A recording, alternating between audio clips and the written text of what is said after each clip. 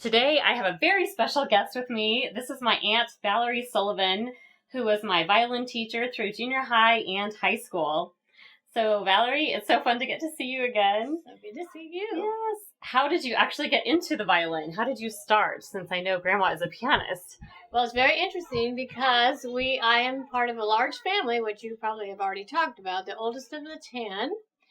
And I started in piano. I think I was about 5 when I started in piano, so I did start piano first. Oh, okay, I didn't know that. But my parents had an old violin from my dad's side.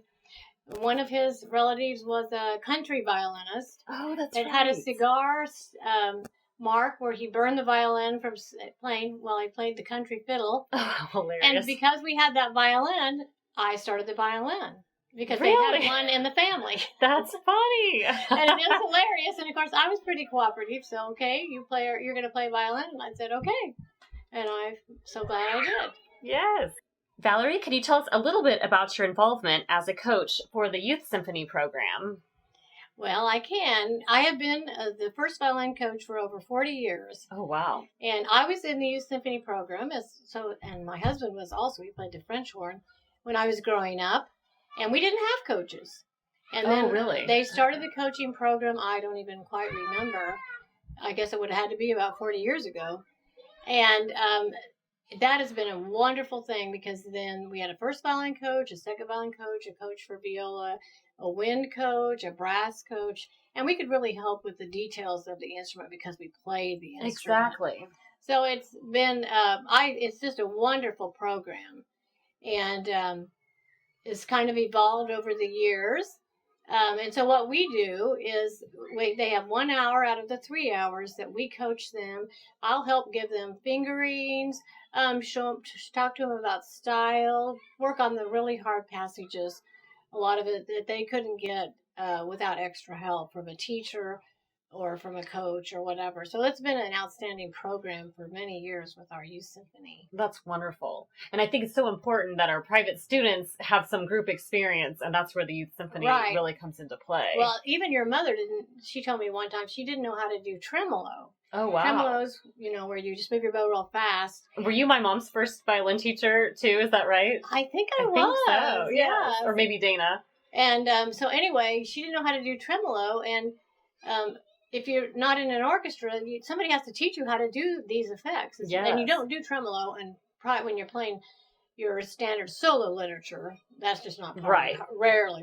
Valerie, how did you balance your collegiate studio at the university as well as your private teaching studio? Well, that is a good question because it is a tricky balance that you have to have. I felt a tremendous responsibility to both the private students and then the collegiates. And the collegiates, of course, are at a more advanced level, or they should be at a more advanced level, and will be going off. And it's my responsibility to make them ready to be able to face the world. Yes. In the music world. But the private students, a lot of times I would recruit some of those students if I felt like they would be a good fit for where I taught. And so I wanted them to I always want everybody to do their very best and reach their highest level that they can, and every student has different circumstances. Yes. So there were times that I felt like I didn't have as good a balance that I would want. I gave a lot of extra lessons. Yes, I remember you gave us a lot of lessons. Because it just seems like there wasn't enough time in an hour to do what we needed. And in the collegiate especially, a lot of them were taking 2 lessons a week, and we would work on, I didn't want to quit doing technique, scales, and arpeggios, and etudes, and just keep advancing in those areas. And then, so we would do some of the technique one lesson, and then a piece, a Bach or whatever, and then the next lesson we would do more technique and more piece, and then more focus on another piece. And that seemed to work really well.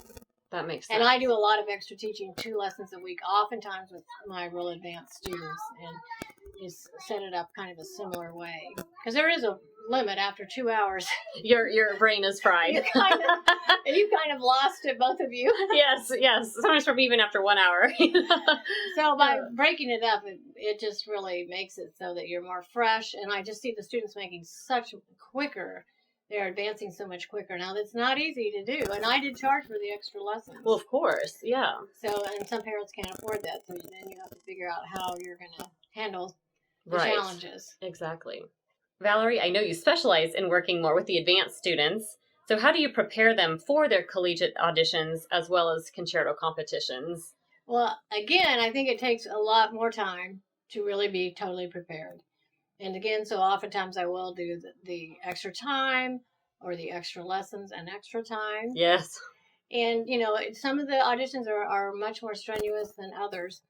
But we work hard. I do a lot of work on the piano with my students. I play a lot of times their part on the piano because I am just trying to drill in their heads and get in their ears the good pitch. That's probably why I have a good ear. You did that a lot with me. I'm so fortunate that I do play the piano well enough to be able to do that. And then we will work on whatever the pieces are. I do record them.